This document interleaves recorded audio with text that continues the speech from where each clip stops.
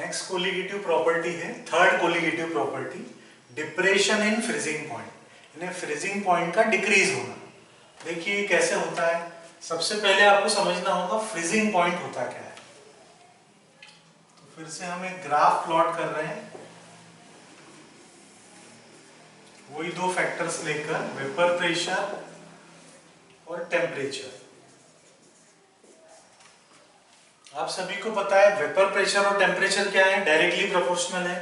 Temperature बढ़ाएंगे तो vapour pressure बढ़ेगा, टेम्परेचर कम करेंगे वेपर प्रेशर कम होगा।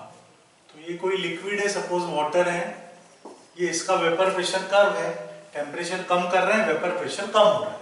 कम होते होते एक ऐसा पॉइंट आएगा जिस पॉइंट पर इस वाटर की लिक्विड स्टेट और सॉलिड स्टेट, इन दोनों के वेपर प्रेशर इक्वल हो जाएंगे। इसके करस्पॉन्डिंग जो टेम्परेचर होगा, यहां से हम परपेंडिकुलर ड्रॉ कर रहे हैं, इसके करस्पॉन्डिंग जो टेम्परेचर होगा वो होगा इस लिक्विड का, लिक्विड वाटर है तो वाटर का फ्रीजिंग टेम्परेचर। तो व्हाट इज फ्रीजिंग पॉइंट या freezing temperature? It is the temperature at which the vapour pressure of liquid and solid state of the same substance becomes equal. ये वो temperature है जिस पर एक ही सब्सटेंस की लिक्विड स्टेट और सॉलिड स्टेट का वेपर प्रेशर इक्वल हो जाता है। यहां से आप परपेंडिकुलर डालेंगे तो इस पॉइंट पे वेपर प्रेशर सेम आएगा, दोनों का वेपर प्रेशर सेम है, सब्सटेंस एक ही है, उसकी दो स्टेट लिक्विड और सॉलिड स्टेट का वेपर प्रेशर जिस टेम्परेचर पे सेम हो जाता है उसको हम बोलेंगे फ्रीजिंग टेम्परेचर। अब इसी लिक्विड में यदि हम नॉन वोलेटाइल सॉल्यूट मिला दें तो क्या होगा? वेपर प्रेशर डिक्रीज होगा। ये सॉल्यूशन के लिए वेपर प्रेशर कर्व है। वाटर सॉल्वेंट है, उसमें नॉन वोलेटाइल सॉल्यूट मिला है, सॉल्यूशन का वेपर प्रेशर कम हुआ। अब वेपर प्रेशर कम होने से फ्रीजिंग पॉइंट क्या होगा? वो भी कम हो जाएगा। देखिए ये कहीं इस पॉइंट पे जाके, इस पॉइंट पर सॉल्यूशन का लिक्विड स्टेट और सॉलिड स्टेट का वेपर प्रेशर सेम, इसके करस्पॉन्डिंग टेम्परेचर जो होगा उसको हम बोलेंगे सॉल्यूशन का फ्रीजिंग टेम्परेचर। तो TF यानी ये सॉल्यूशन का फ्रीजिंग टेम्परेचर है, T0F मतलब सॉल्वेंट का फ्रीजिंग टेम्परेचर। और इन दोनों का जो डिफरेंस है, प्योर सॉल्वेंट का फ्रीजिंग पॉइंट और सॉल्यूशन का फ्रीजिंग पॉइंट, इन दोनों का जो डिफरेंस है उसी को बोला जाता है डिप्रेशन इन फ्रीजिंग पॉइंट। तो डिप्रेशन वर्ड क्यों यूज किया है समझ में आ रहा है? क्योंकि ये प्योर सॉल्वेंट से कम है, बॉइलिंग पॉइंट प्योर सॉल्वेंट से ज्यादा था सॉल्यूशन का, यहाँ फ्रीजिंग पॉइंट सॉल्यूशन का कम है सॉल्वेंट से, इसलिए इसको बोलते हैं डिप्रेशन इन फ्रीजिंग पॉइंट। और इसको रिप्रेजेंट करते हैं डेल्टा TF से। तो डेल्टा TF क्या हो जाएगा?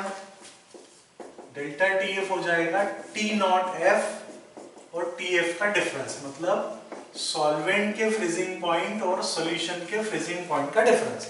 यहाँ ज्यादा किसका फ्रीजिंग पॉइंट है? सॉल्वेंट का ज्यादा है नेचुरली, सॉल्यूशन का कम है, तो इस डिफरेंस को बोला जा रहा है डिप्रेशन इन फ्रीजिंग पॉइंट। फिर से आप देखिए, what is freezing point? It is the temperature at which vapor pressure of liquid and solid state of the same substance become equal। अब इसी सॉल्वेंट में यदि आप नॉन वोलेटाइल सॉल्यूट मिलाएंगे, वेपर प्रेशर डिक्रीज होगा, वेपर प्रेशर डिक्रीज होगा तो freezing point भी डिक्रीज होगा।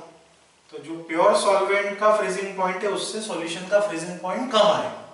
ये जो डिफरेंस है इसी को बोलते हैं depression in freezing point. Experimentally ये पता चला है कि ये जो डिप्रेशन इन फ्रीजिंग पॉइंट है ये सॉल्यूशन के मोलर कंसंट्रेशन के, मतलब मोलैरिटी के प्रोपोर्शनल होता है। प्रोपोर्शनल जब भी हटाएंगे आप कांस्टेंट से मल्टीप्लाई करेंगे। यहाँ कांस्टेंट को Kf से रिप्रेजेंट किया जाता है और Kf को बोला जाता है मोलर डिप्रेशन कांस्टेंट, या इसका एक नाम और है क्रायोस्कोपिक कांस्टेंट। क्या बोलेंगे? Cryoscopic constant. क्रायोस्कोपी साइंस की वो ब्रांच होती है जिसमें temperature below -150 degree Celsius, -150 degree Celsius से कम टेम्परेचर पे जो भी स्टडीज होती है उसको क्रायोस्कोपी बोला जाता है। अब यहां से आप नॉन वोलेटाइल सॉल्यूट का मॉलिक्यूलर मास भी कैलकुलेट कर सकते हैं।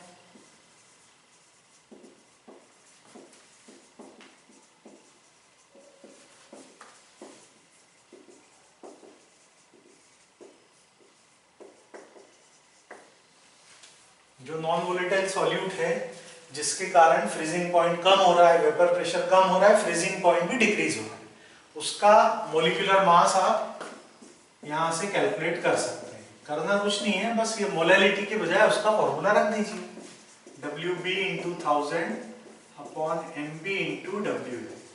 ये मोलैलिटी का फॉर्मूला हमने रख दिया। यहां से आप नॉन वोलेटाइल सॉल्यूट का मॉलिक्यूलर मास निकाल सकते हैं। Del TF depression in freezing point निकाल सकते हैं, उससे सॉल्यूशन का फ्रीजिंग टेम्परेचर कैलकुलेट कर सकते हैं। आया समझ में इतना? अब इससे रिलेटेड क्वेश्चंस करें।